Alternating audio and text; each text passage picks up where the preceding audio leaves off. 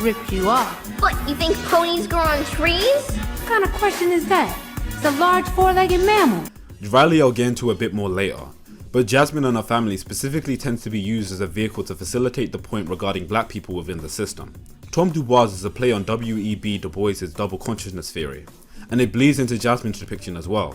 I think something people tend to misunderstand is before the much more overt ruckus, Tom Dubois was the original Uncle Tom of the series. His hatred of self was a lot more subtle than Ruckus, but it's small things like the fact that Dubois is given a French pronunciation, or his obsession with his Eurocentric heritage. All of this bleeding into his inability to help or support Jasmine, dealing with her struggles of accepting her blackness. He's a spineless Democrat who believes with enough peaceful protests and campaigning within the system, things can truly change for the better. And you see, what's interesting is, Jasmine reflects this philosophy quite well too. The block is hot as an easy target, but it illustrates perfectly a complete belief in the system at play. You'll never get anywhere in this world without doing a fair day's work for a fair day's pay. Jasmine, Ed's never gonna give you that pony. She completely buys into this idea that if she plays to the system well enough, someday she'll be successful. Just like Tom Dubois believed that if he plays to the system well enough, he can make change. And where does that leave him? Tom is framed for murder and he's held captive by prisoners and abandons the kids. Jasmine ends up getting her labor exploited by Ed Wuncler, and even in the fundraiser, when Riley passes her and she reveals she sold $5,000 worth of chocolate, what's she getting? A keychain. Okay. Aw man, you doing that? You don't even get to keep none of the money. Where they make the hair care product that gives people long Eurocentric hair, who clings to it? Tom and Jasmine. Their idea of success is whiteness. It's a subconscious battle that many black people go through, but in the words of James Baldwin, whiteness is a metaphor for power. There's this internalized self-hating idea that if you don't have something tied to European heritage, ideas or appearance, you are nothing. Historically, people used to try and buy whiteness just so they could be seen as equal. Irish people were victims of discrimination but assimilated into the label of whiteness as a form of protection. Theodore W. Allen took a decade to produce a book called The Invention of the White Race. The first two generations of census data in Virginia observes that there were no people that actually identified as white. The people that we now come to think of as white were defined by other factors, like the region of Europe they came from. He goes on to talk about how ancestors of European Americans started to be defined as white as a response to labor solidarity between African and European Americans in 1696. The Bacon's Rebellion. It was a multiracial rebellion against the British governor. It was only after this that European elites began issuing privileges to people based on their skin color, like privileged positions in a plantation economy, making it illegal to whip a white Christian, and even making it illegal for a black person to own and employ a white person. Because while white people don't have a monopoly on oppression, and hierarchies run by people other than white people exist with very similar features, it doesn't remove from the fact that whiteness from its inception in slave colonies was a supremacist identity, completely founded on what it was not. When white nationalists come through and they start talking about protecting whiteness, it's about maintaining the white supremacist power structure, whether they realize it or not. Don't get it twisted, whiteness is a metaphor for power. Pro-black doesn't mean anti-white. No, it kind of does. And those that don't recognize that don't have a firm idea of what whiteness historically truly means. Money whitens, therefore poverty darkens. And when you're talking about money, it's really difficult to ignore a character like Riley. Oh shit. Wait, hold on. And that's precisely how. And that's precisely why, like, white nationalists are able to fucking hide their. They're able to fucking hide their nefarious agenda under the auspices of whiteness by turning around and talking about how, like, well, black people can do black power. Why can't we do white power? Well, it's different. Like, blackness as a concept is one that was built in exclusion, one that was built out of necessity, a collective identity, especially like African Americans, black culture. White people know where the fuck they're from. A lot of black people don't. You know, because they were robbed of that. Something I always bring up regularly whenever people try to fucking have this conversation about, like, reverse racism or whatever the fuck.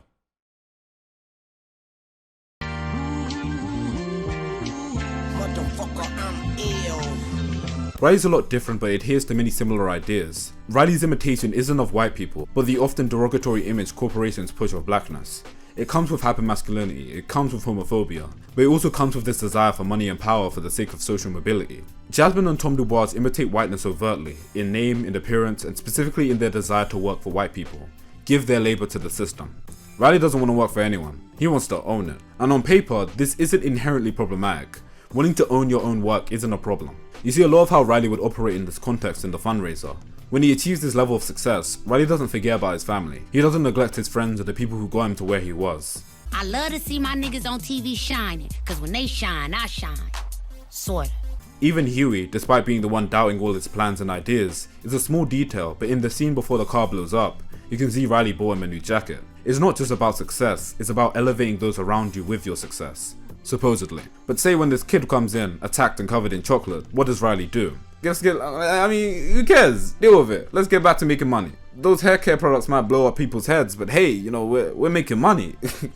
We got money to make. He completely neglects the people working under him and the people that might be exploited as a consequence of his own action. It doesn't matter to him, he's making money. And while Riley isn't seeking whiteness as overtly as characters like Jasmine and Tom DuBois, his pursuit of power quietly does speak to it.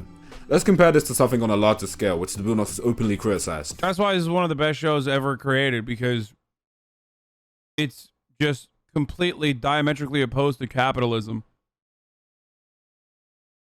and follows along the famous Fred Hampton quote of you cannot defeat racism with black capitalism. You can only defeat it with socialism. I butchered that, but BET. The BET episodes of the Boondocks openly criticize the network for exploiting black people, and thus having a negative impact on their perception of themselves and the perception white people have on them. You expect white television to portray black people a particular way. I guess the anger comes from black television portraying us a particular way. That brings out a different sense of frustration. And I think at the heart of these episodes is that frustration. The BET is an example. I don't think I've ever seen that episode. What the fuck? The BET episode is banned?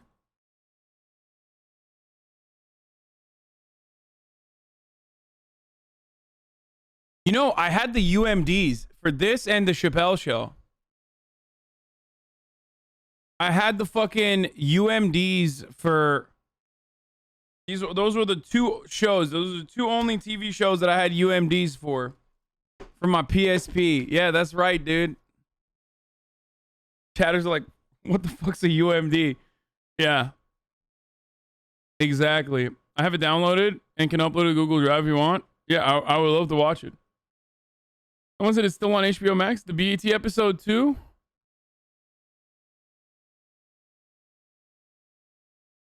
And the one about Tyler Perry too, really?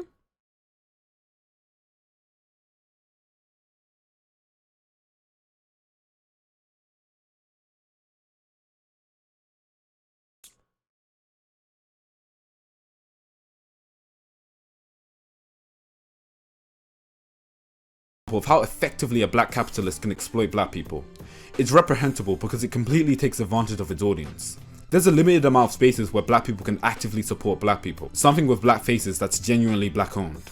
Hey, well, I mean, that one might not even be true. But the point I'm making by comparing these facets of blackness is how they all seek power through monetary gain, in one way, shape or form. For him, the black man, there is only one way out, and it leads into the white world. Whence his constant preoccupation with attracting the attention of the white man, his concern with being powerful like the white man, his determined effort to acquire protective qualities. That is the Bro, watching Boondocks with this white ass chat just be prepared for stun logs? I don't think so. I think Boondocks is like good as fuck for a white ass chat to watch. I mean, dude, I'm Turkish. You know, that was like a important introduction for me for black culture. That's what got me interested, you know?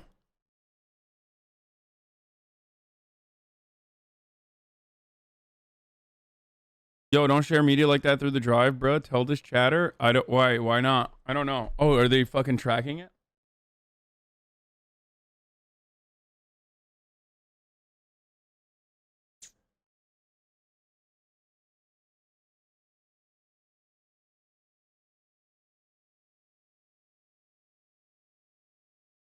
The guy runs this channel, describes himself as black socialist. Oh God.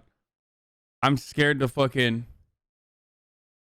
scroll down on his fucking timeline and then see him fucking shitting all over me like, yo, this guy's racist as fuck. Fuck this guy.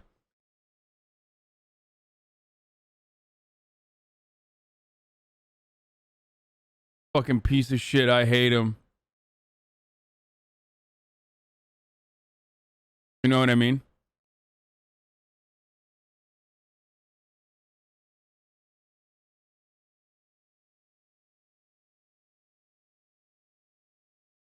Gonna fuck with the barbs, yeah.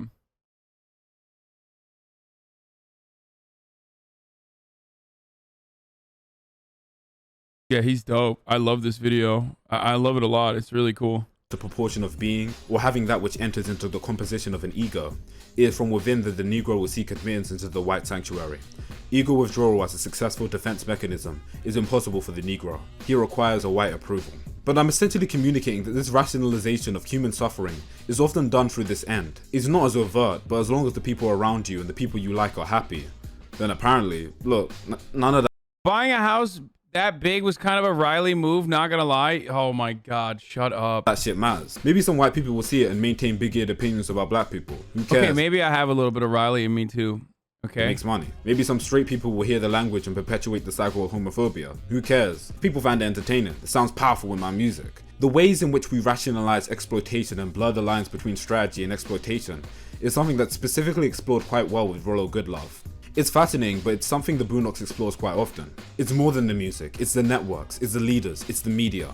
The exploitation of black people from the white media and the black capitalists who wish to exploit the suffering of black people for profit, seeking nothing but power and profit, imitating their oppressors. Don't get it twisted. Whiteness is a metaphor for power. Going back to that previous point, we have to ask, why is blackness so commercialized, even if it's a very specific image? Well, I think it's profitable. You can create some interesting perpetual cycles in doing so. If you sell them violence and crime, then they'll probably end up like Riley and end up in jail. If you sell them false dreams, they'll probably end up like Jasmine, confused and exploited. And as long as the prominent black figures are there to facilitate these narratives, then nothing is going to change. You see, black people are sold a lot of false ideas, and the only thing we have to pay in return is the price. And a lot of the time, the price is all we have to show for it. This weaponization of blackness has been strategically used against us. I think that TikTok girl who said she gave laundry a ride was still in the truth. The spot she named is less than 10 miles away from where they found the body. No way. So they fucking gave... So you think they gave her a ride after he like got done doing fucking, you know, doing the deed? But it doesn't have back to her own car to be this way. You see, the only reason it's being used in such a way is because there's so much inherent value in blackness as a concept. By making whiteness the color of oppression, the color that defined people's rights to own human beings, to rape, kill and steal with impunity, white supremacists have paradoxically opened the way for blackness to become the color of freedom, of revolution and of humanity. This paradoxical idea is perhaps another factor into why black people are pushed into the forefront of pop culture. Because while people are conditioned to seek power, you certainly can't relate to it. And it's through our knowledge of this paradox that we're reminded through the show that we should be responsible with the images we put out and the ideas we sell to people. And that isn't exclusive to any form of media consumption. Because as illustrated, blackness is commercialized in music, in food, in news outlets, in networks, in corporations, and much, much more. These profit-driven perceptions of blackness cause us more harm than good, because they aren't framed around honesty, they aren't sincere. If blackness is truly the color of freedom, revolution, and humanity, then the blackest thing you can do is be true to yourself in service of your people. To be real. It's more than your family, it's more than your friends, it's about recognizing the impact you have on a community. And it's harder than you think, but it has to be done because while there's no ethical consumption under capitalism, you can't allow yourself to be consumed by the politics of power and profit. Because you'll not only lose sight of yourself and your own reality, but you'll openly be exploiting the same people you claim to support. And don't be surprised if it comes back to bite you later. Be yourself and stay true to others, because you never know who's watching, and you never know who you can help along the way. Hey, look here, brother. Can you spare some money for a starving African? Hey, you never know when you might need some good karma now. First rule of fundraising, don't give nothing to nobody. Your blackness isn't something to be ashamed of. It isn't a weapon to be used against you. It's a vehicle for sparking change in the lives of others. And whether that's a vehicle to facilitate revolution, financial freedom, or humanity, well, that's for you to decide, not me. Jumbo, good luck to you.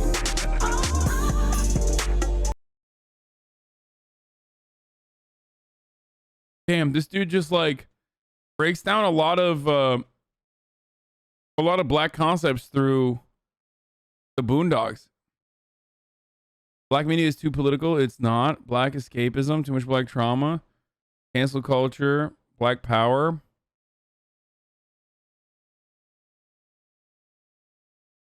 It's pretty sick.